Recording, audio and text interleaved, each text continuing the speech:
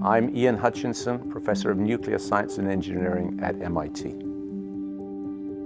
What I'm going to use the word science to mean is natural science, that is the kinds of things that are studied by physics and chemistry and biology and geology and so forth. If that's what you mean by science, I think the quick answer is of course not, because science already doesn't explain lots of things in our world that are very important.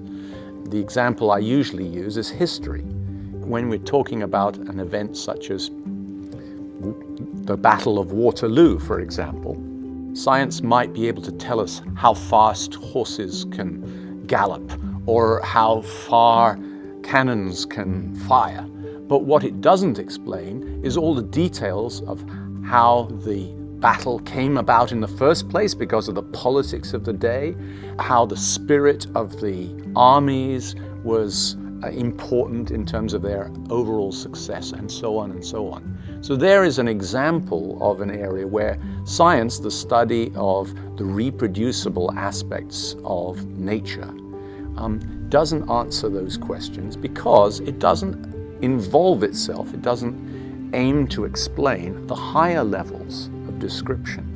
And so the quick answer to the question, can science ever explain everything, is of course not, because it can't explain those things which aren't scientific.